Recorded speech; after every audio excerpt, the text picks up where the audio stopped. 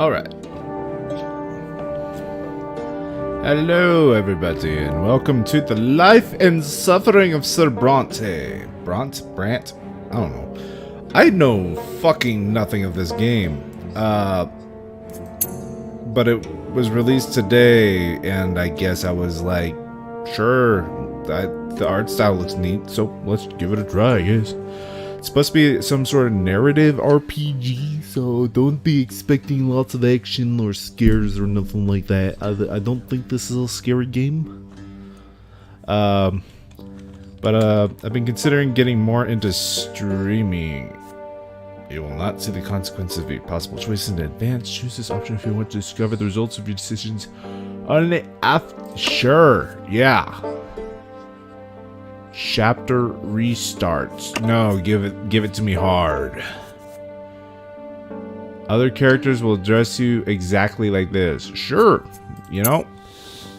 You hold the fate of a single man in your hands. You will follow his life from birth to death. Your choices shall define who Sir Brante will grow up to be. You will decide his personality, social status, and what mark he'll leave on history. With every step he takes at your behest, Sir Brante's character will change and evolve. Your decisions will close some doors for him, but open many others. Interesting. But I've been thinking about getting more into streaming because I'm not very active when it comes to trying to edit my own videos. So streaming's easier. Takes less time technically, and I don't know if I'm gonna continue Amnesia Rebirth. The last episode I posted was the last one I have recorded, and every time I even think about starting that game, it gives me goosebumps, and I want to finish it. I really do. I need to finish more games because I have a really bad habit of not doing that. But you know, the world of Sir Brante's birth is a ruthless realm where people are divided into estates. It is hard to be a hero here.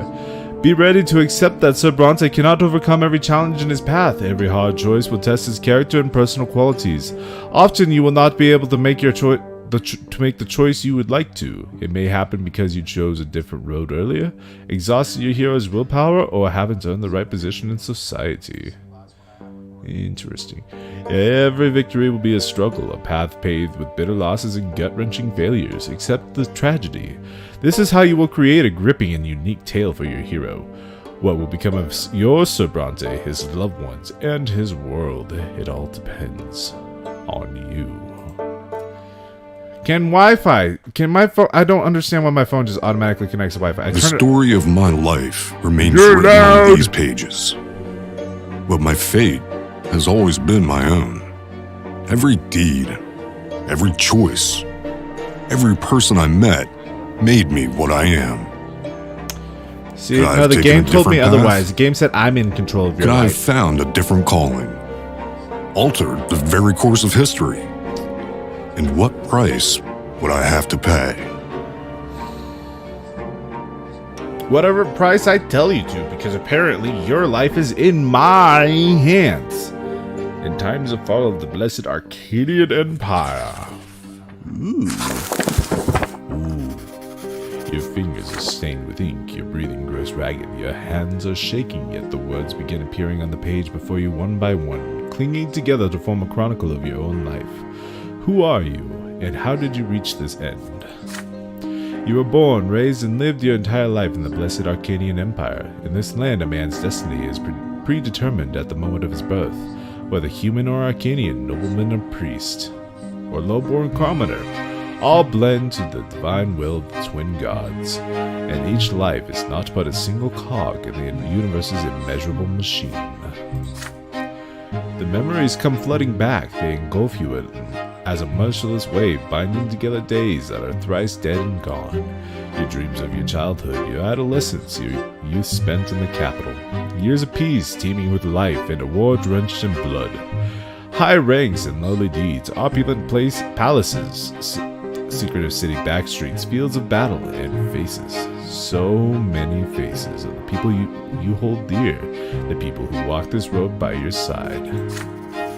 Such was your life, now all exposed by ink, erupting onto the page. With your every step you sought to change the world as you saw fit, the choices of your upbringing, the path you carved in your youth, the fruits of your struggle, the consequences of your sacrifice. All of it led you here, to the end of your time, and every choice had a price. Now, years and years later, the crossroads of your life echo in your memory, the pain and joy, inextricably intermingled. Stop giving me big words! Could you have taken a different path, chosen a different calling, found a different place in the world? You had the power to alter the very course of history. Now on the verge of death, you struggle with doubt, seeking answers to the last and most crucial question of all, your life. Of all the paths in life, why did you walk this one? Did you choose your own fate, or was it the life shaped by forces beyond your control? What determines a man's destiny? Ooh, well, in this context, a higher power, technically, but if I was going to say personally, I would say the man himself. With some touches here and there by fate. You can hear death's footsteps drawing near. You square your shoulders and take a deep, full breath. You have found your final answer. What is destiny other than a long chain of your own actions and decisions? No matter what happened in your life, you always had a choice. You lived the life you deserved. Only you can answer for it. But are you right about this? Is it all true? To learn the truth, you will have to return to the very beginning, remembering every step you took along the way. On these pages, the story of a man named Fox Brante will live once more. Oh, 0 years? I am not even born yet.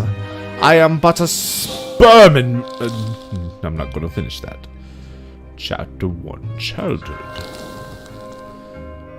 I'm liking it, honestly. This is interesting. Childhood, where life begins. First words, first unsteady steps. But you are but a small child learning about the world in which you were born. To you, everything is so new, so baffling, and so unforgiving. A long, trying life stretches before you, so many feats and faults, so many fateful choices to come. Yet you are already sowing the seeds of your future self. You are learning to live and survive in this world, looking for a place within it to call your own, choosing your future destiny. Who will you grow up to be? I don't know. In chapters, childhood, adolescence, and youth, you will live through your hero's coming of age. You will shape the protagonist's personality, his qualities, and relationships. By the end of the prologue, you will determine the estate and future occupation of your hero. Hero? I thought you said this was no place for heroes. Hold on, I need a drink.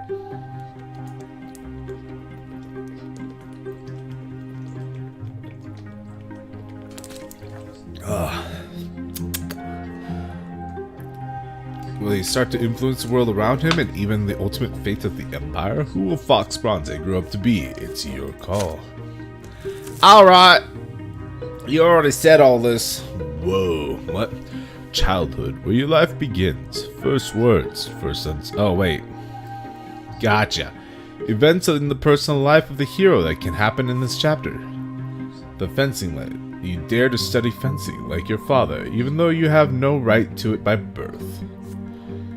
As a small child, you suffer your first death in What? Wait, what? You can't... Oh god, that's grim. You experience an insight when your mother tells you about the ways of the world and lots of its inhabitants. You challenge the sacred order and attempt to seize a noble lot. As a child, you say. Your personal qualities at this age, they determine the choices you may take. I am spineless. your perseverance and strength of character, the ability to get your way. It affects your frame of mind and the skills you have when you grow up. Wow! Represents how attentive you are to the other people of the world around you. Your ability to comprehend and learn. It affects your frame of mind and the skills you have when you grow up. Woo! I have a willpower. Your remaining inner strength and readiness for action. You spend it on difficult choices. Lesser death. Wait. And number of lesser deaths. Ooh. These qualities will stay with you for your entire life. Man, you can die. Untouched by death. Died once. Died twice. Died thrice. And then finally, full true death. Grand. This section that open in the sections that open up in this chapter. Destiny is now available. Personality screen is now available. Alright. My honor is tarnished already. The honor of your family and your position in high society affects how the nobility treats your family. Very poorly, it seems. The financial state of your family, the level of your income and possessions. A, moderate, A, bad. You know, we're middle class. Represents how close and trusting your family is. It affects the fate of your family fate of my family members?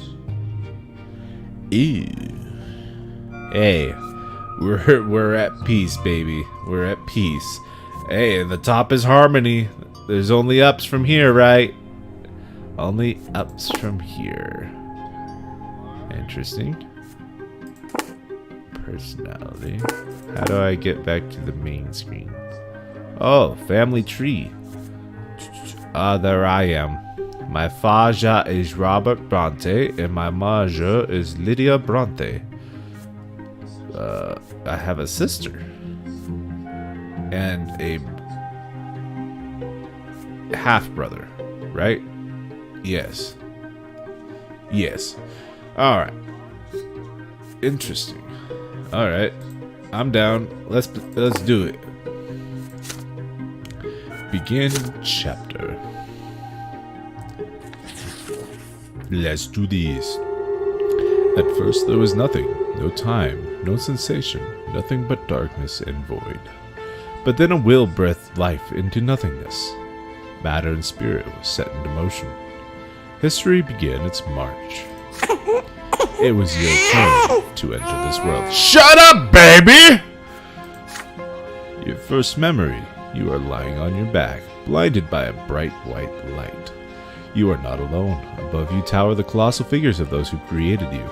You are a part of them, and they are part of you. Between you and them is an inexplicable connection, a strong, unbreakable link.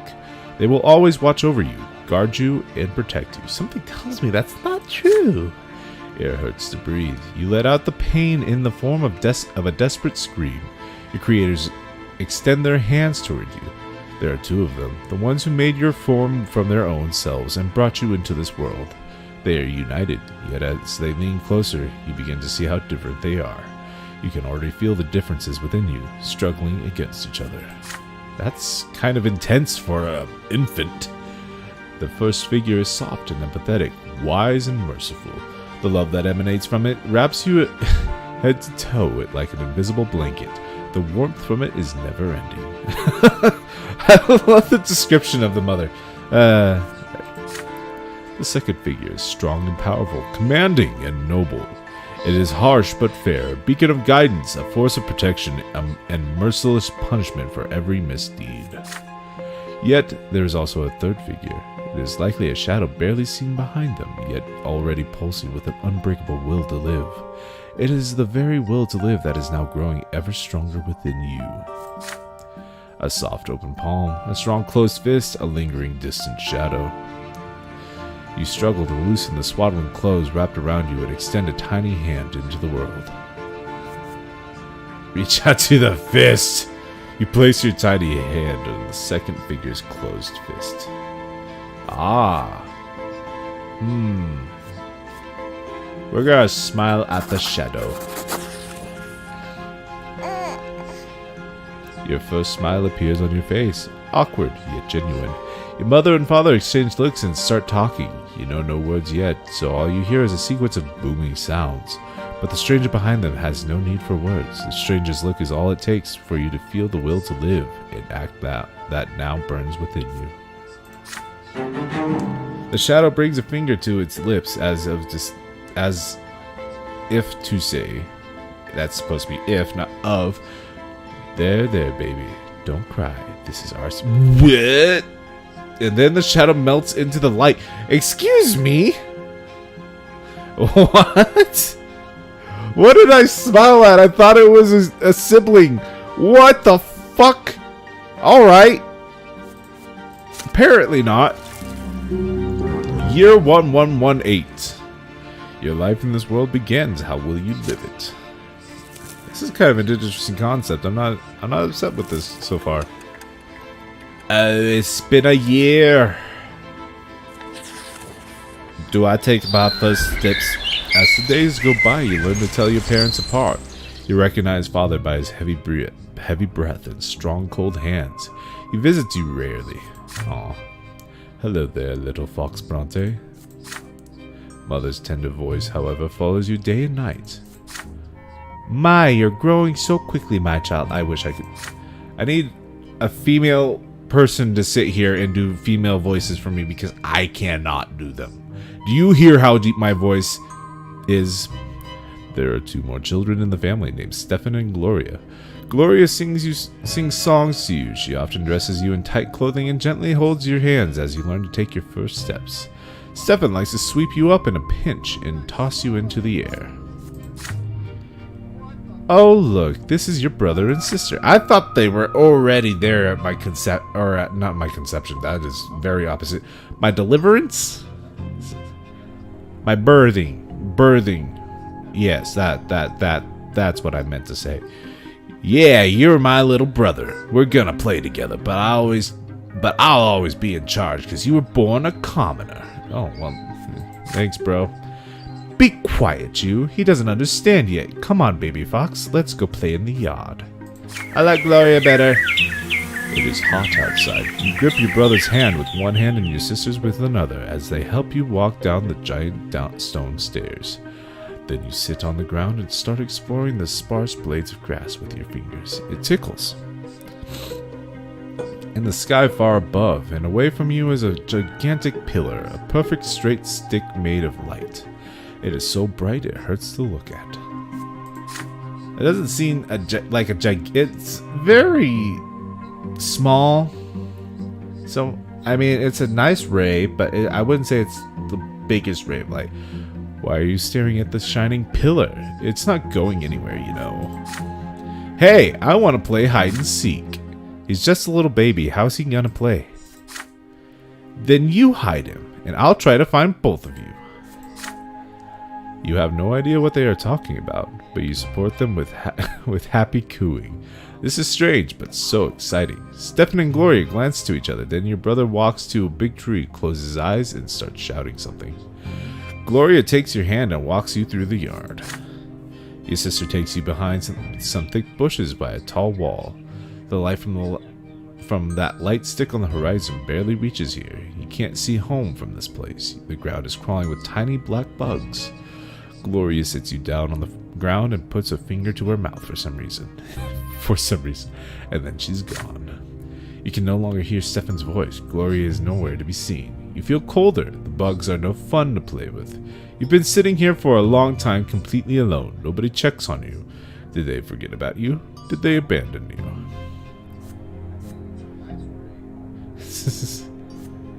We ain't no fucking bitch, baby. We're gonna find our own way home. You get up off the ground and start crawling through the bushes to find your way back home. You get up on your feet, swaying a little bit. Carefully, you take a first step, then lose your balance and plop down on the ground again. But you are determined. You get up again and keep walking in the direction Gloria went. You walk out of the bushes and further toward the wall of the house. And then the most tender and gentle hands in the whole world embrace you and pick you up. Mother has found you. There you are! You lean on... my bad. You lean on Mother's chest and hold on to it onto her with your arms. You want her to know that you came here all by yourself without any help. She pats you on the head. Your brother and sister stand behind her, clearly feeling guilty. Gloria's in tears. Stefan is staring at his feet. Did they lose me? They fucking lost me. You hug Mother tightly. She is here now. Yeah, get my determination up. I am now 2 years old. I am now a toddler. Another memory. You are still a little child, but you can already talk and run around on your own. Today is out of the ordinary. Father is busy around the house, giving orders to the servants. Ooh. Excuse me. Throughout the day, the kitchen has been abuzz with work, and there are solemn, gloomy preparations and candles being lit. Even your older brother Stefan is quiet today. Mother takes your hand and brings you to your sister Gloria. Someone die? Who died? Oh. The ex-wife is dead. That's why Stefan... Oh, I see. I get it. Okay, that's why half-brother is, Oh. Gloria is a stepbrother to Stefan, but a fool. Alright. Alright, I get the family connections now. So Grandpa is still alive. That's nice. But somebody is dead. My son, today is the Great Descent. I don't remember what accent. I like the first accent I did with her, but I can't. We honor the day when the twin gods descended to us. We must spend this day in reverence to the gods. You are too young to understand, so just do everything your sister says for now. Gloria takes you to the playroom. There are no toys there, no chairs. Even the carpet has been taken away. There is nothing there but a bare wooden floor. Today we're not allowed to go to any of the other rooms, and we'll be eating nothing but gruel and stale bread. On the day of the Great Descent, everyone must be where they belong. What? It is quiet, unusually slow. Muffled voices from beyond the door are all you can hear. You are sitting on the cold floor, confused with no idea what to do. Then you hear your sister's voice, a lonely sound in the empty room. It is a little song that your mother taught her. You hold your breath as you listen to it. Oh, is it because we're commoners? We're not allowed to come out because we're commoner children, so we are... When the twins come down to Earth, they brought lots for every birth. Let us count them. 1, 2, 3. The twins made them for you and me. Alright. Nobles rule and bravely fight. They protect us with their... I'm not gonna sing this. Priests work hard to understand. Guide us by the twins' commands. Common people work and toil. Always patient, never spoiled. Interesting. Live your lot where you were born to the day when you pass on. Know your lot and know the prayer for the twins see everywhere. You are transfixed by the tune. Gloria notices your gaze and a smile creeps across her face. You like the rhyme, don't you, Fox? Do you know what it's all about? Look, there are 3 lots. They were brought to us by the twins when they descended to us from the shining pillar. Remember the pillar of light on the horizon? That's it. You can see the shining pillar anytime, from anywhere in this world. If you follow your lot as you leave, you'll reach the peak of the pillar. And if you don't, you'll get the eternal torment at the foot. That's kind of brutal. You and I are lowborn. Mom is commoner too. So the lot for you and me is to suffer and be patient and work hard. Understand? The priests and the nobles have other lots. The nobles fight and rule over everybody. The priests, well, I'm not really sure what they do, but I guess they talk to the twins and then teach everybody. I can't do accents and read at the same time. Ooh, that's creepy. Gloria stares at you intently. Did you get it, silly? Then she shakes her head and keeps you singing the song over and over again. Her voice transfixes you, drawing you in. The room starts to glow like the sky. From the light emerge two figures. Two figures you have known ever since the moment of your birth. One of them embraces your sister's shoulder, the other stands guard behind her back. You watch this happening before your very eyes, unable to turn away. Oh, it's the gods! Gloria is swaying to the song, unaware of what is happening. She sings the final verses once more. Know your lot and know the prayer. You feel compelled by this divine sight to express yourself somehow. You feel words condensing within you from the light. But what will these words be? You shout the words of your own instead of the last line of the song. Guess we'll finish the song properly. Know your lot and know the prayer. For the twins see everywhere. What's with that creepy sound? Didn't need that. That was unwelcome. You sing the last line together with Gloria. Your sister looks up at you in a surprise and gives you a nod. The shining pair standing behind her back turn and to look at you. You can feel their gaze piercing you from top to bottom. When the moment passes, they melt into the dim light coming from the window. Gloria turns her head to look at you, to look at where you were staring. Did you see something, Fox? You shake your head. Not anymore. I'm almost I'm inattentive. I am a tree. Haha.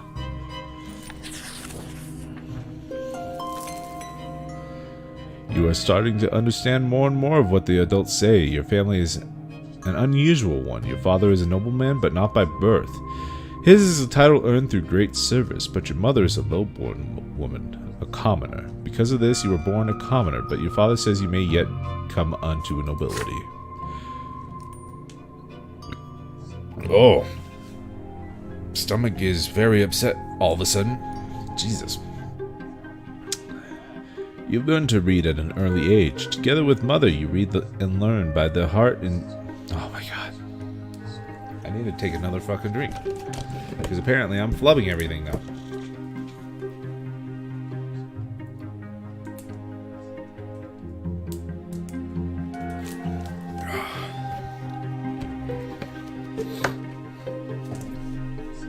You learn to read at an early age. Together with mother, you read and learn by heart the many poems about the divine twins, the twin gods who reside upon the shining pillar. Mother calls these poems prayers. Again and again you try to discern the shapes of the gods and the strip of holy light that shines in the sky all day and night. But the light is too blinding to gaze upon.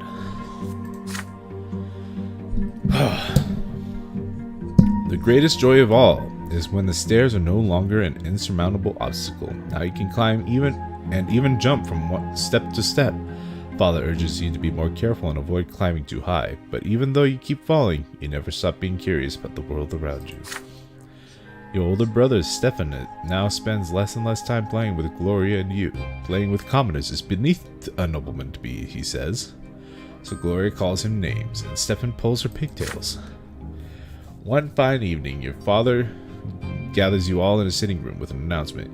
You will have another little brother or sister soon. Gloria asks him to bring home a little sister. Another brother would be too much. Stefan gets frustrated. There are too many little siblings getting in his way as it is. Soon you will be an older brother too, and it doesn't really matter who the youngest will be, a boy or a girl. You will love them the most. When father comes back from his trips, he reads his adult books aloud for you. You find those stories of wars, generals, and rebellions quite enchanting, and father approves of your fascination. Study hard, and maybe one day you'll become a nobleman of the mantle and earn your sword. But first, you need to grow up. Growing up, the concept is terrifying, as terrifying as it is alluring. I'm never gonna keep these accents up, so don't expect me to. Holy... What? You keep staring at the carpet under your feet. You are both ashamed and proud, and it feels odd. A scratch on your hand stings a little. Stefan is standing next to you and sniffling from pain. Your brother was training in the yard with a wooden sword, and you wanted to play with him. I was starting the accent because I thought someone was talking for some reason. But he ended up getting angry and throwing the sword at you. The stick hit you in the shoulder. You picked it up and hit him with it. Yeah! You see mother's shoes walking to and fro on the carpet. You do not want to look up. You would rather not see her angry. She is not gentle to you these days. Why did you hurt Stefan, Fox? You stammer out an explanation. He hit you first. You just hit him back. How dare he pester me like that? When I grow up, I'm gonna hit you with a real sword. Mother shushes you both and speaks to you again. Her voice is stern, and yet you can still feel her concern for you. Even if Stefan hits you, you cannot hit him back. You are my son, and I was born a commoner. Our lot is to suffer, but your brother was born from a noble father and a noble mother. His sacrament is coming soon, and then he'll rule over the likes of us. That is fucked up, mother! I didn't mean to speak in an accent, but, you know, if you hurt a noble, you must be punished. That is your lot. And the sooner you learn it, the better off our family will be.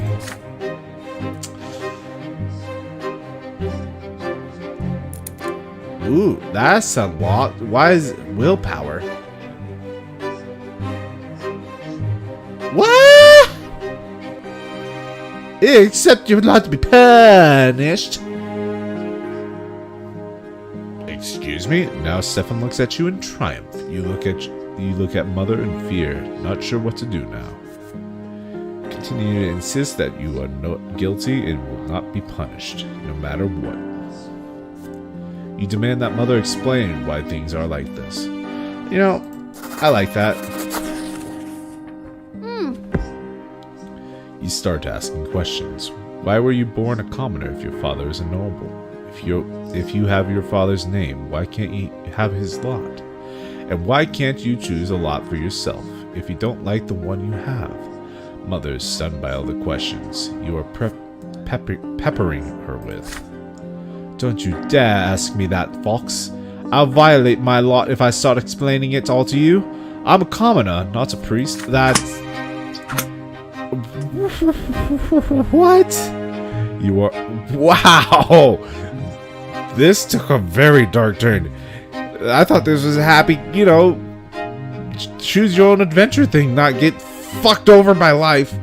You are flogged in front of your entire family. The pain burns on your skin again and again. Tears keep rolling down your cheeks. It feels like the punishment will never end.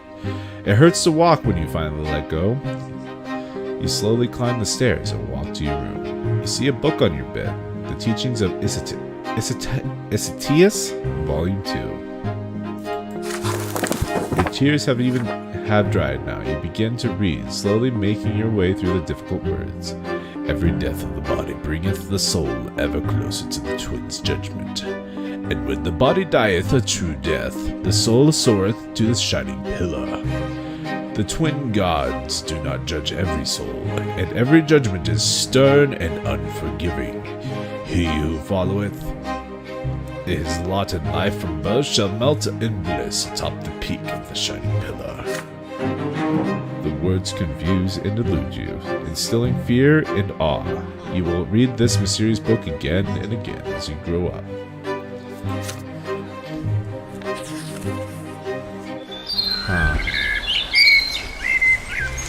Mother mostly stays in her chambers now. With each passing day, she grows heavier and her features get rounder.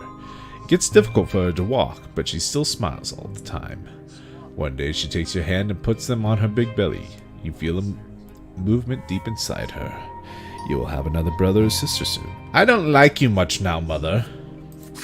Just saying, like, that's so fucked. Gloria takes you on walks to the yard now. You explore the yard together under the evening light of the pillar, and she sings you songs and tells you amazing stories. Hey, Fox, do you want to hear a rhyme? I wrote it myself. There's even a bit about you, but don't tell anyone, okay? Writing poems and songs is only for nobles. If Mommy hears about it, I'll get flogged. Oh, she's still talking. Writing poems and songs is only for nobles. If Mommy hears about it, I'll get flogged. Remember how you got flogged for hitting Stefan? Our judge is my second father. In the past I had another. Mother says the twins are great, says we should not fight our fate. Brothers loves to jump around. Please don't fall down on the ground. See, I wrote a little rhyme. Please don't tell them it is mine. But today your sister is nowhere to be seen. She promised to take you to the old pond and show you the red frogs that live there. But then she vanished. The servants join you in their search. Even Mother leaves her chambers when she hears the commotion. Finally, you find Gloria in the far corner of the garden. She is holding a quill on a sheet of sheets of paper covered in poetry. Oh no. Mother becomes angry the moment she sees it. She looks through the poetry and her face grows dark with rage. Gloria is standing before her, wringing her hands and looking for an opportunity to run, but there seems to be no escape. What is this nonsense, Gloria? We talked about this. You are told to take care of your little brother. You are absolutely not allowed to entertain yourself with this writing. I can decide that for myself, Mum. No, you cannot. It has already been decided by the gods. And he's not a little brother anymore. He doesn't need a nanny. And I need some time alone to think for myself. I'm not hurting anyone. You are a commoner, a future wife. It's time you learned how to properly care for children. Jesus. Had your disgraceful former father kept me in his house, you could have been born a noble. But that is not our fate. And you are absolutely forbidden from ever spoiling paper and wasting ink again. Jesus Christ. Click, click. I complain about your sister. What? You complain to Mother about how Gloria often leaves you alone. What? Why would I do that? That's such a dick move. Mother grabs Gloria firmly by the hand and takes you both into the house. The scribbled sheets fly into the fireplace. Gloria sobs violently. You are a bystander to the scene, unsure of how to act. You comfort Gloria and say that Mother is wrong. When nobody can hear you, you offer to write poems with Gloria. You retreat to your room without saying a word. You know, I'm a rebel too. Can't help but not do it. Mother leaves. The last of your sister's poetry burns away in the fireplace. You hug your sister and whisper to her, "Let's go to the library," you say. The two of you can hide under the table and write something together. Gloria shakes her head violently. Mother said no, and there is no way she would ever defy her. You reassure her that it will be your secret. You pull Gloria to the library. She fights you, but you refuse to relent. You carefully peek inside. Your sister takes a small book from one of the shelves, and you read it together under the table. It's a book of poetry about eternal love. Gloria clearly adores it. You decide to write a poem of your own. She recites a line in an ecstatic voice, and you repeat it after her and offer a rhyme of your own. She nods happily. Yay! You do this until the day ends. You have written a poem of your own and learned it by heart, but not a single line of it which has been committed to paper, which means that you stayed true to your mother's rule. Yeah! Look at us! Bending rules and shit.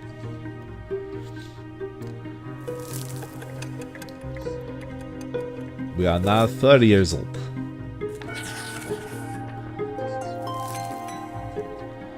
Mother's in her armchair, knitting woolen jackets, pants, and socks for the little one. The baby will need to be kept warm, she says. Father spends less time at home now. Mother says he's very busy with his important job. He is a judge, after all. One day you decide to ask Mother about Stefan and Gloria. How come they're brother and sister to you, but not siblings to each other? Well, you see. Well, my dear, I didn't give birth to Stefan, you see. He's the son of another mother, and Gloria is the daughter of another father. Come now, don't knit your brow like that. You'll understand when you're older. How is that even possible? You're all family, are you not? Several days later, Mother calls Stefan and Gloria to the sitting room. You sneak in after them. At first, Mother gets angry and asks you to leave, but then she relents. You are told to sit still, be quiet, and remember every word you hear. When you enter the temple, bow to the twins, first to the elder on the right, and then to the younger on the left. Stefan, you're a nobleman to be, so walk alongside the side paved with marble, where the branches are. Glory, you walk along the sharp side. Jesus! Literally, you're like literally born to suffer. That's very fucked. When you're there, you must get down on your knees, each on your own side. Stefan, kiss the sword. Gloria, my daughter, they will strike you with the lash. Don't be... What? Resign yourself to the suffering it brings. It is the blessing of your lot. Oh! Gloria, no! Gloria doesn't like the idea of the lash. There is a tense feeling in your chest as well. You were told to remember this. Will the lash strike you one day, too, one day? Fuck. Ugh. So messed up. On the next day, they take your brother and sister to the temple. You run towards them when they finally come back. The back of Gloria's dress is soaked with blood. She's hunched a bit, sobbing quietly. Stefan is putting on airs, acting prouder than ever. Nothing else looks different about them. It's like all this the same. What? It's like all is the same, and yet everything has changed. Each of them has accepted their lot. Ooh.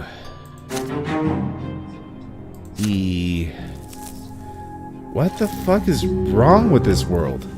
Your siblings, Stefan and Gloria, took their first sacrament at the temple. Ah.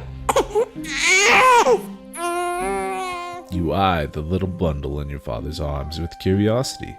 Behind the many layers of swaddling clothing is your newborn baby brother.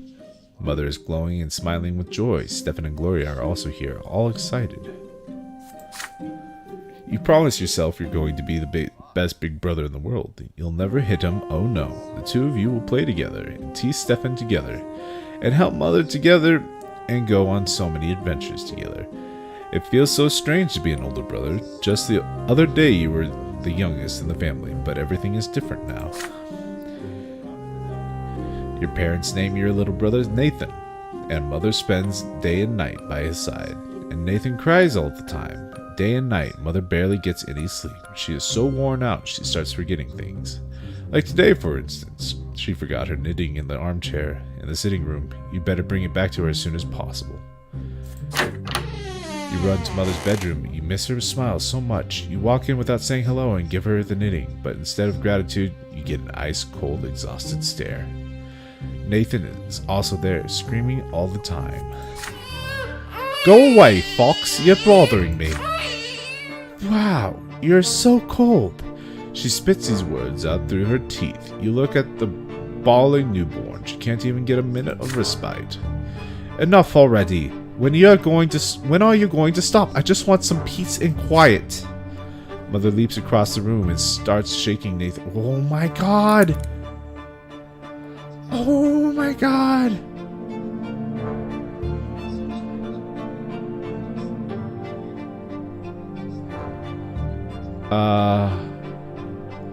Wow. She looks so tired from his never-ending screams. She seems to be within an inch of smashing him against the wall. Somebody has to do something. You are scared of your mother right now, but you fear that for Nathan's life much more.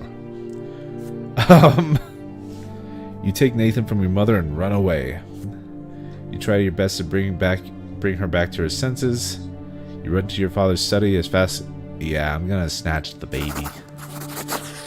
I'm gonna take that before you do something bad.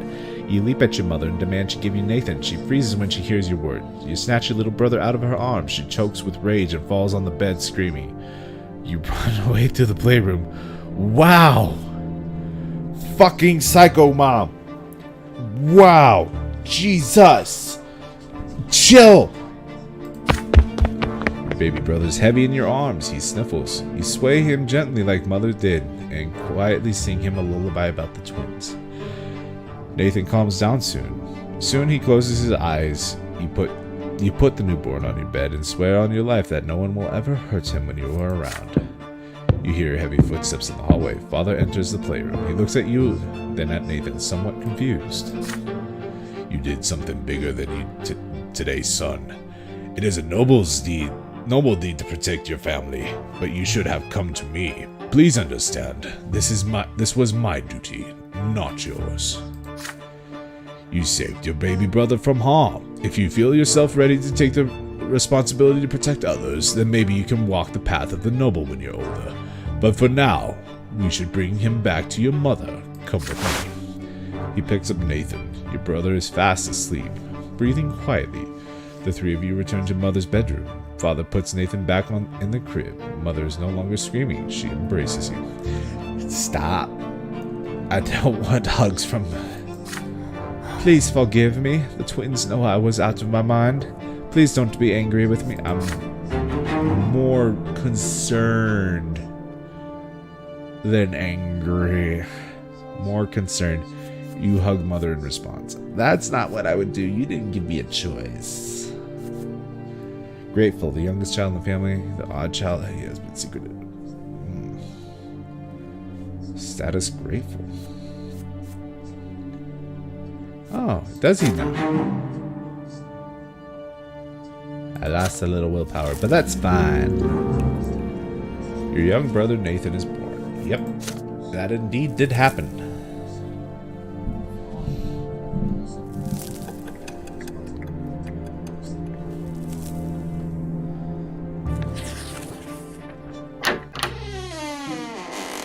You wake up to Father's touch on your shoulder. He is finally back home after a long trip. Fox, today's your special day. The day when you begin your studies. Now teachers will be coming to our home to teach you, and you must do everything they say. Be diligent in your studies, and you will grow closer to the nobleman's lot. And since you must remember this day, a present is in order. Lydia, get our little schoolboy dressed. I'm taking him to the market district. Stefan wants to come with you too, but your father shushes him sternly. This is your day. The elder brother is hurt to hear this, but stays quiet. Fucker. An open carriage takes the two of you through the dusty, noisy city streets, a pleasant wind tussling your hair. Your city is called an Anizalt, that you already know. It is one of the largest cities in the entire empire. There is a big shadow on the street. It comes from the white foliage of an enormous city that spreads its branches all above the city. My son, did you know that the silver tree grew from the blood of our God's own disciples? It has been growing here for hundreds of years right in our city. It cannot be damaged or burned. Burned? Okay. Not even the clergy know why. The carriage comes to a halt by a small shop next to the city square.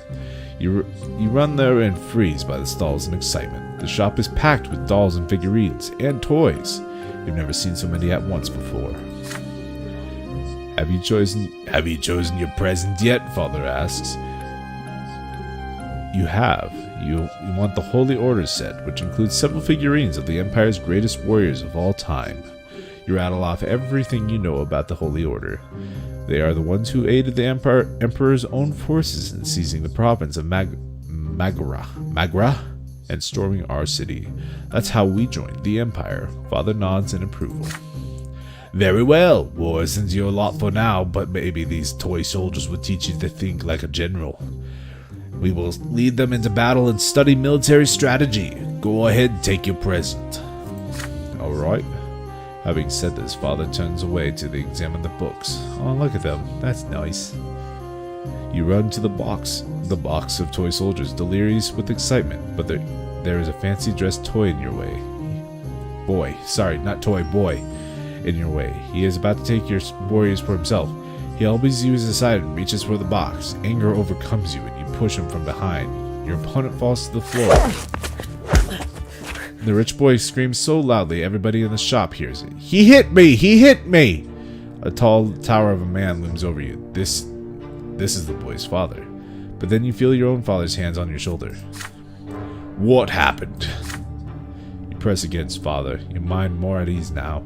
He will protect you. Yes, you shoved the boy to the floor in front of everyone, but he tried to take your present for himself. Father turns you around to face him when he hears these words. Is this true, Fox? Did you strike the son of a nobleman?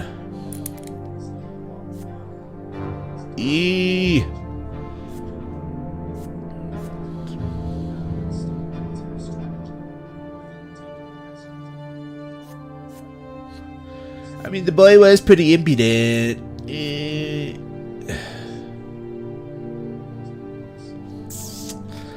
I mean, do I...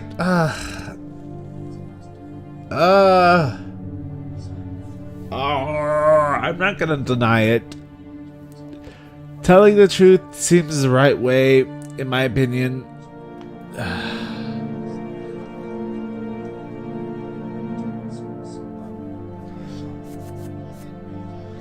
I'll admit my guilt. Fuck it.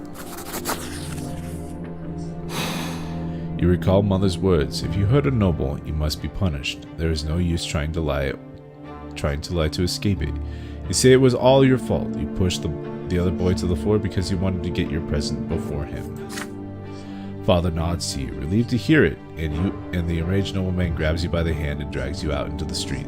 The law is the law, and your punishment is due. What the fuck? They lead you and the nobleman's son out of the shop. You are told to bow to him and show humility. A bad feeling sends a shiver down your spine. With a satisfied grin on his face, the boy swings his arm and slaps you on the cheek. He strikes you again and again. What the fuck?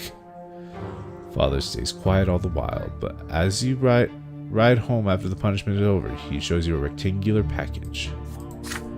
I am proud to see you living by your lot. A common birth leads to a life of humility, and you told the truth and accepted your punishment like a man. This present is yours, my son. Inside the little box with the tin soldiers of the Holy Order inside, they are your reward for your humility.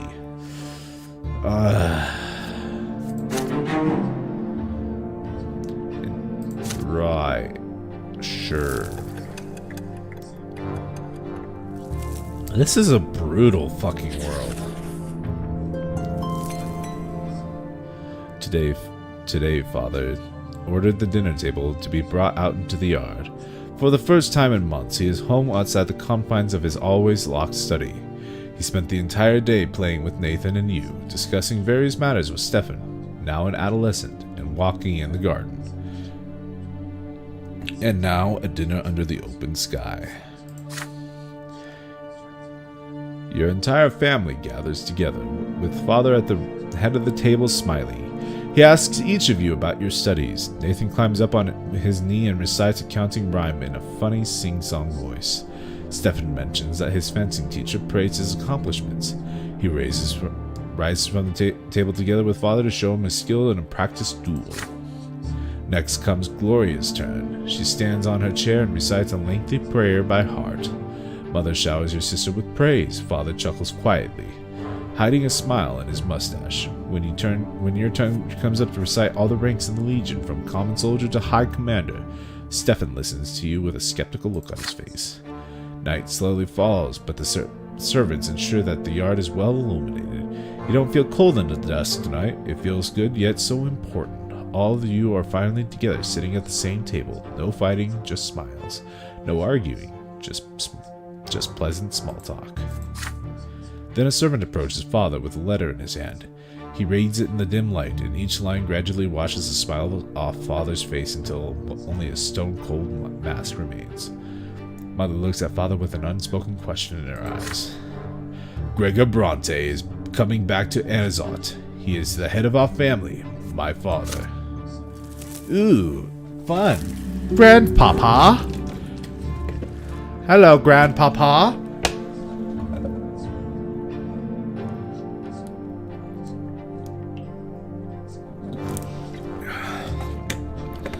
I'm going to assume that this guy is not so happy about you, being with a commoner. Ever since the news of grandfather's impending arrival, there has not been a single day when the house has not been cleaned or decorated. Your parents anxiously make sure everything is in order. They tell you to wash your face and hands after walks and scold you for leaving books on the floor. They tell Gloria she will be flogged if she is ever seen hiding in the attic.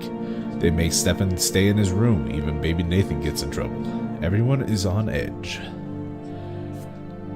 Why do they make Stefan stay in his room? What? Then one day grandfather arrives. It is a grim day, so hot your neck is sticky with sweat. Father, mother, Stefan, Gloria, you, and Nathan. The entire Brante family stands on the porch in the front of the house. The house servants lined up behind you.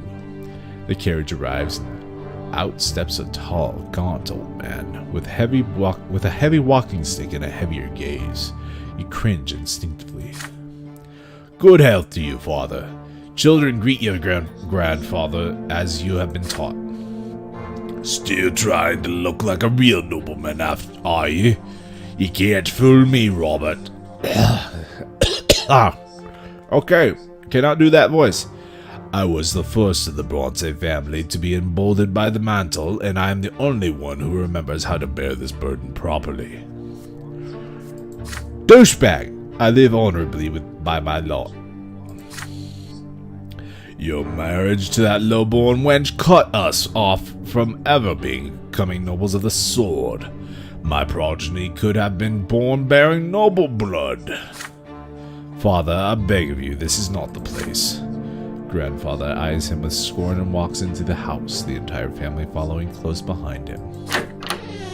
I have been away far too long. The entire house is a mess. This is an insult. How can you live in such a pigsty, Robert? The servants have grown far too lazy, all thanks to your commoner of a wife. I warned you, did I not? And yet you did as you saw fit. And the children? What do they know of traditional honor? They are being raised in a virtuous family, father.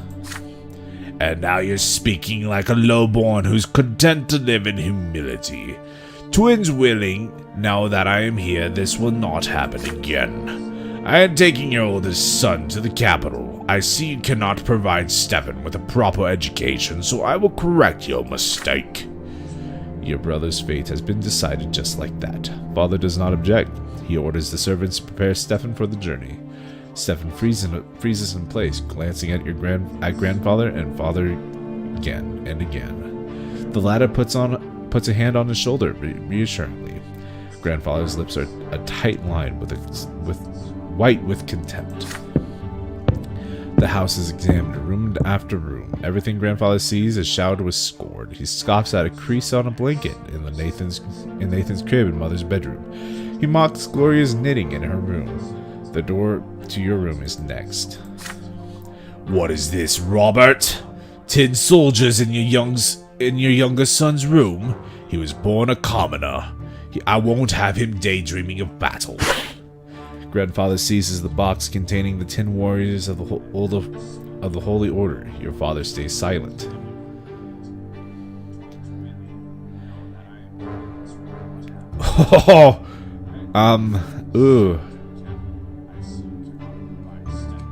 I don't have much determination. Wow, I guess you have to be like a rebel if you want determination.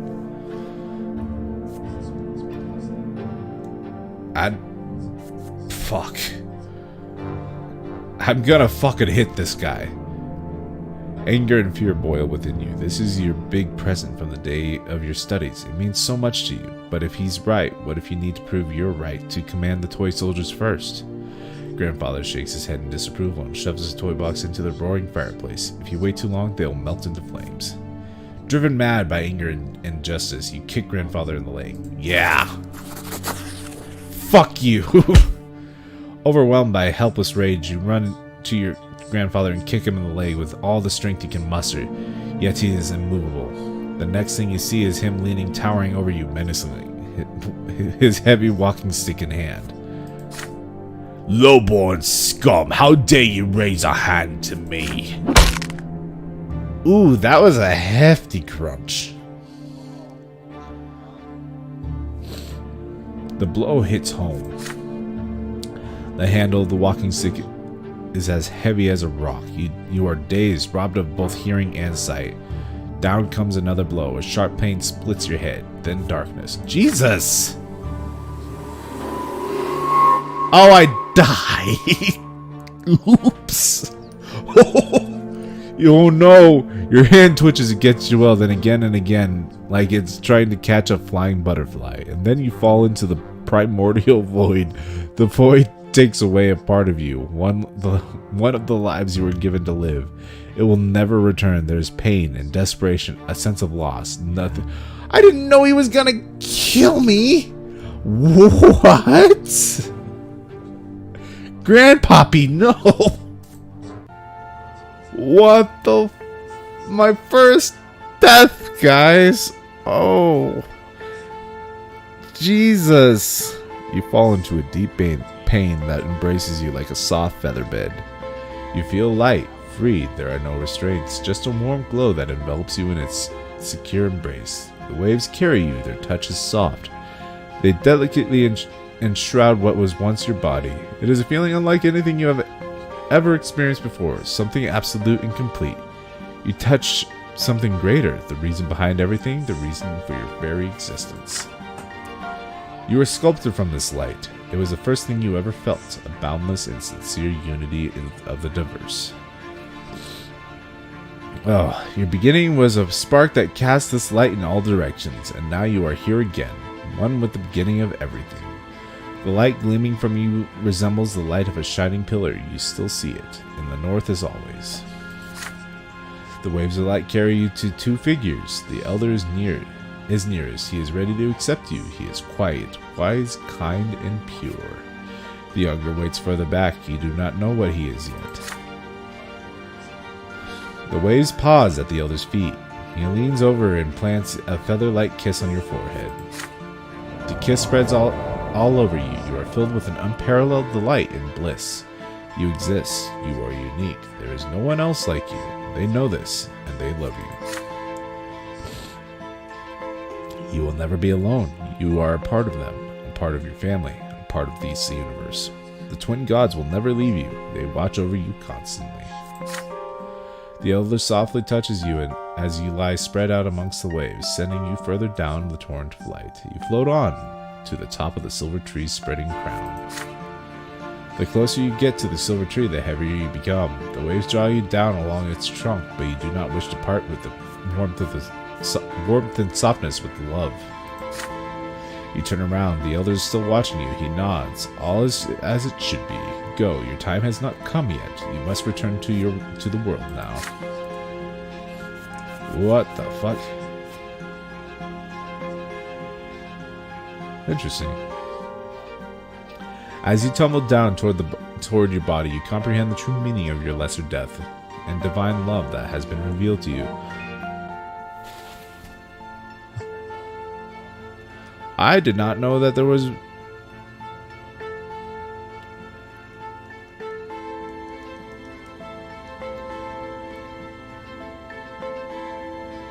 I did not know that there was sound coming from my phone that has my stream on it. Oh, I hope that hasn't... I don't think it's been picking up. Love exists not only in the hereafter, it is present in the entire design of the twins that is the origin of all in this life. What is the manifestation of this love in your mortal life? The love of the gods for you is so great that they allow you to change the world they have created to influence it with your deeds. Whatever your mission is, it is proof the twin gods love you. What could be stronger manifestation than your very existence? Your every emotion, every thought, every action exists by the virtue of love. You do not find the answers you seek. Love always lives in kindred blood. You share a miracle of life and the universe with your kin. Your family is what you are given upon being born and what you leave behind when you depart. I'm going to say God, cause. A sudden comprehension of the love with which the entire world is imbued eliminates your mind. But then it fades away and vanishes. You regain your sensation of your flesh. It is heavy and unwieldy. It lacks that lightness, that light. It is a burden. It is smothering you. You gasp for air. Your chest expands painfully. You feel as though your lungs are about to burst. The stagnant odor of the crypt fills them. Revolting, but so real. You are back. Yay! Hold on, I got a text that I gotta answer real quick.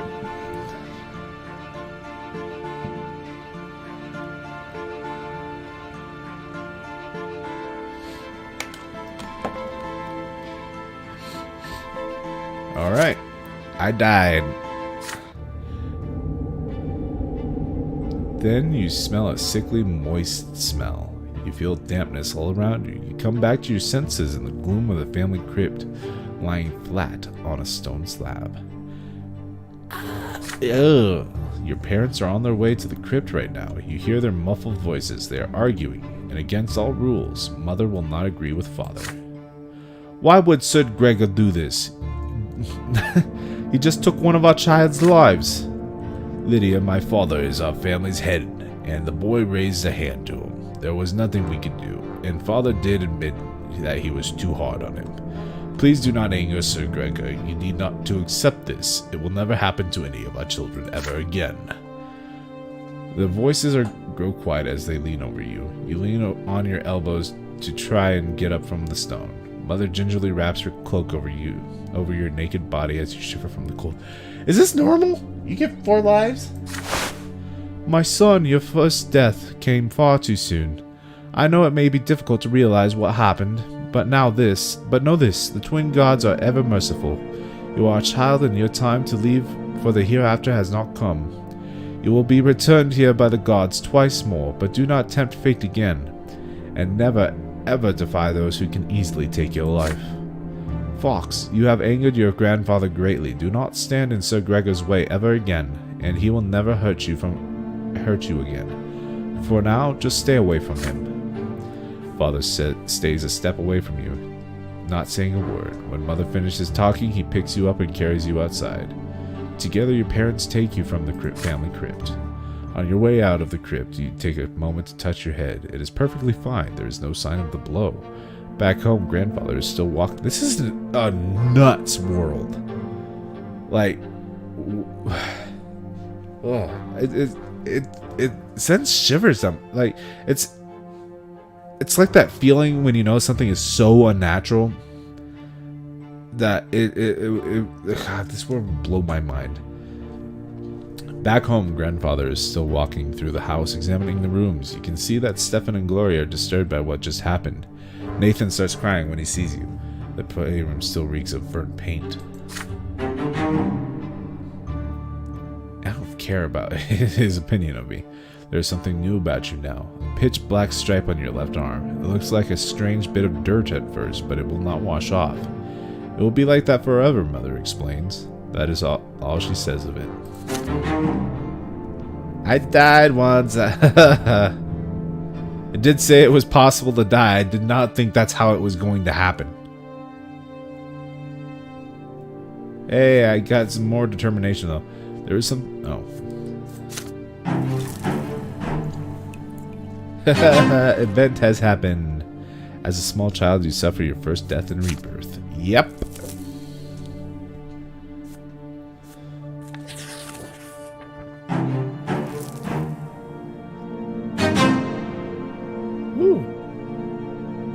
Farm. The event is a consequence of your previous actions.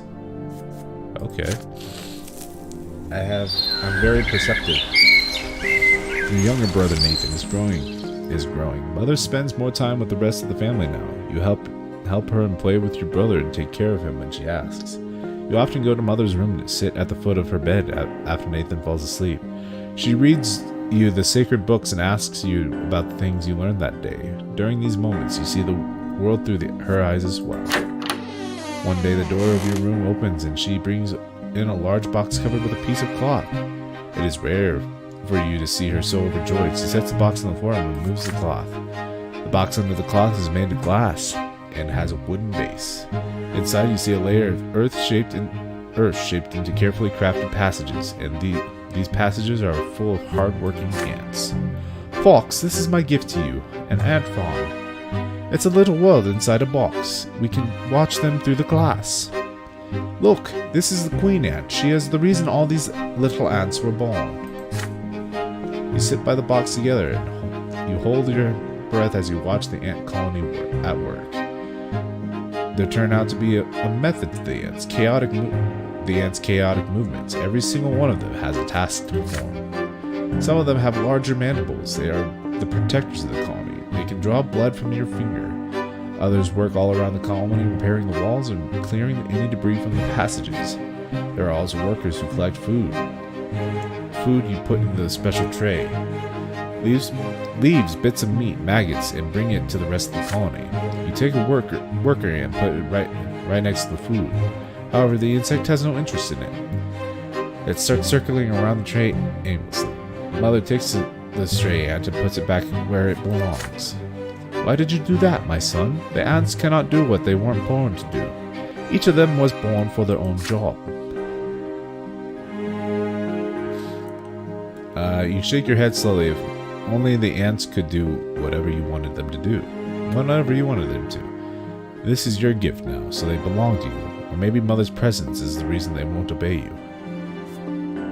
No, that's not the reason. I mean... yeah, we'll keep playing with Mother. Mother's look is full of warmth and love.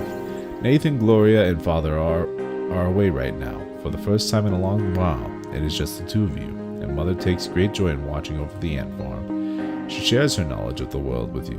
The things she tells you are true.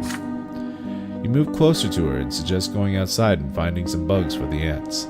She agrees to do this happily and holds your hand as you leave the house. Soon you are busy catching bugs and sharing your thoughts on how the ants will feed the colony with them. From time to time, you laugh together, making up stories about how errant flies and caterpillars overthrowing the ant kingdom. You and Mother hold hands as you return to your room. She can't help but smile. It is a faint smile, a child's smile, a smile full of sunlight. You are so happy to have seen the world through her eyes today. Yay! Oh, and we got willpower for that. Yay, double yay. Alright, sweet. That was a good one. That's the nice kind of story that we're always looking for. Soon Grandfather leaves. Your elder brother Stefan goes with him. From that day on, Father's hired teachers tend to you alone. They bore you with monotonous lectures on writing, counting, and the way in life the blessed Arcadian Empire. God, I can't. Getting worse and worse at talking. I need to take a breath. You often distract yourself from their instruction by playing with your younger brother Nathan. Your home grows quiet without your elder brother too quiet. Weeks later, your family receives a letter from Stefan. Grandfather has sent him to a boarding school for nobles. He is now studying hard in preparation for his service as a nobleman. The rules here are way too strict. You can't even sneeze without the teacher's permission. But I've been studying with my peers. We're learning how to live as nobles in a noble society. We're also learning the arts of sword play. That's my favorite part. With Stefan now at boarding school, Grandfather arrives once more, this time to live in your home. The only good thing is that he often has urgent business in Eterna, the capital of the Empire, and has to travel there. One day you ask Mother where he lived before. In Eterna, she says, but now his place is here. Each time Grandfather returns, he gives servants new orders. Your home is now always busy with repairs. The servants are redecorating Grandfather's chambers, including his library and sitting room. Sometimes Father tries to gently talk him out of this. Why subject the house to constant reconstruction? Grandfather answer is always the same. This home is mine, and I will live here as befits a man of nobility. That voice destroys my throat.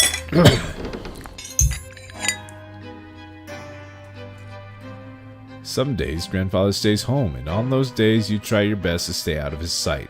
But there's no way you can avoid family breakfast. The food is there, but you cannot bring yourself to eat it. Mother's eyes are red and swollen. She's been crying all night again. Grandfather sits at the head of the table where nobody used to sit before. Robert, it is high time your youngest sons underwent their sacraments. Sir Brante, please let them live free of the lot for a while longer. They are but... Shut your mouth! Robert, that wife of yours is impertinent enough to interrupt me. If this ever happens again, she'll be eating her gruel with the servants in the kitchen where she belongs. It is time you considered a real marriage, Robert, one to a woman of the proper station. Gloria drops her fork. Grandfather shoots her a scathing look. A tear rolls down Mother's cheek. Father does not look away from the plate. His hands are clenched into a fist. Baroness Laudar is one such woman. She is a comely widow and a fine match. She is suing her for her inheritance right now and could use proper support and a husband. You can keep your lowborn Lydia around if you like. Servant, mistress, I don't care. I will not do that, Father. I am the head of this family, and the family standing took a severe blow after your marriage. After you married that commoner, it is unthinkable. And how could you live up to the memory of beautiful Amelia born for this lowly woman and that bastard child of hers? But now you have a chance to set things right. Don't disappoint me. Father nods curtly, trying not to look in Mother's direction. Father, I wish to see Stefan. If I find your conduct in the Baroness's presence satisfactory enough, then you may see him. She is coming for a visit tomorrow. Be prepared. Jesus. Grandfather wipes his mouth with his napkin, throws it onto his plate, and leaves. Mother slips and moves silently. Nobody says a word. Then Father stands up and orders you and the other children back to your rooms. He needs to speak to Mother in private. Father comes to your room before bedtime. He sits on the edge of the bed and adjusts a crease on the woolen blanket. He distances himself from you after Stefan's departure, so you are not used to such attention from him. In the candlelight, you can see his face in the dark. There is a sour expression on it. My son, Baroness Emma L. Lodar, will be visiting us tomorrow. Please be polite and treat her with respect. Nathan will do as you do. I want this dinner to be as immaculate as possible. Please do not let me down. On the next day, Mother starts dressing you and Nathan for the coming dinner. You see red all around her eyes. She has been crying and for a long time. It hurts just to look at her. Nathan starts whining quietly. You and Nathan are dressed in new doublets, your tousled hair brushed into shape. Gloria is told to stay in her room. Father appears wearing his best suit. Mother is in a humble brown dress, looking pale. Grandfather has an uncharacteristically contented look about him. Fucker. Fucker. You hear the sound of wheels and hooves against the cobbles in the backyard. Then a pair of dainty heels come clacking. The antechamber is completely quiet and still, fearing Grandfather's observant eye. The door opens. You see your guest, a beautiful dark-haired woman in a dress of elegant deep blue. Father takes the hand of the Lady Lodar and kisses it, showering her in compliments. Grandfather's face is beaming in her presence. No one even bothers to introduce Mother. Jesus! Oh, God, I can't stand it. This is starting to piss me off. Baroness, allow me to introduce you Robert's son, Fox, and Nathan Brante. Frankly, his eldest, Stefan, who deserves the most attention, but currently he is studying in Eterna with other young noblemen like himself. It is my hope that his younger sons will also make me proud one day. Grandfather's eyes you with a probing look. How will you act in front of the Baroness? Will you accept her here next to your mother or your father's rightful wife? You greet Lady L. Lodar with restraint and avoid getting too involved in the event.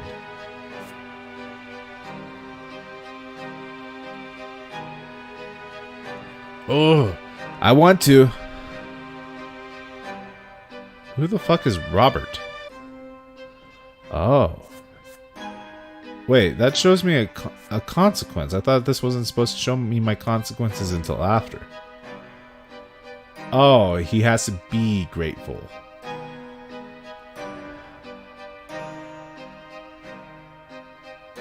Interesting.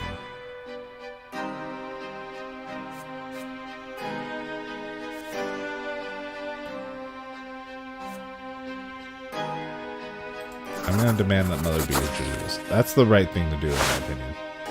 You follow father's example and kiss the Baroness' fingers gently. Her laughter fills the antechamber, ringing like chimes. Behind your back, you can hear mother sobbing. Grandfather nods to you in approval. Out of the corner of your eye, you see mother quietly walking upstairs. No, this is wrong. This cannot be. You walk up to father, look him into the eye, and ask him in a voice loud enough to be heard by everyone. Why didn't you introduce mother to the guest? She is his legal wife, and your mother, is she not? There is silence. Mother stops on the stairs and turns her head in surprise. Father is confused. Nathan starts whining again. Grandfather grinds his teeth, his hand tightly gripping the back of his gripping the heavy walking stick. You keep father transfixed by your gaze. After a few moments that feel like an eternity, he winks at you, almost imperceptibly. Then adjusts his doublet and turns to your noble guest. Yes! Yes! Yes! Ah! Good outcome! Baroness, allow me to introduce Lydia Brante, my wife and mother to my youngest children. Lydia, would you be so kind to join us for dinner? What are you saying, Robert? Father, it would be a disgrace to hold the family dinner without the lady of the house. Fuck you, you fucking big ass motherfucker! Ooh! Yeah! Get him, Robert! Yes! Ooh! God, that felt good. That felt so good. That was satisfying. Ah! Yeah! Oh, I love that. That was amazing. Father marches up the stairs and offers his hand to mother. Oh, I love it. Oh, grandfather's gonna kick my ass with the walking stick and take another one of my lives. But you know, that's worth it.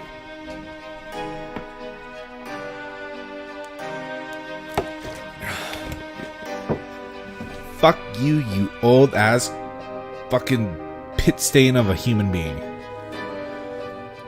God. She accepts it and walks down with a shy smile on her face for the first time in those many days. It's looking like this is... After a long moment, grandfather finally breaks the uneasy silence and leads everyone into the dining room. Alright, that's the end of this stream. I feel like that's a decent place to leave this one. I'm enjoying this. This is a good narrative. It's a freaky world, a fucked up world, but we're gonna fucking change it. Just you wait. That was fucking awesome. That made me happy. That was so satisfying.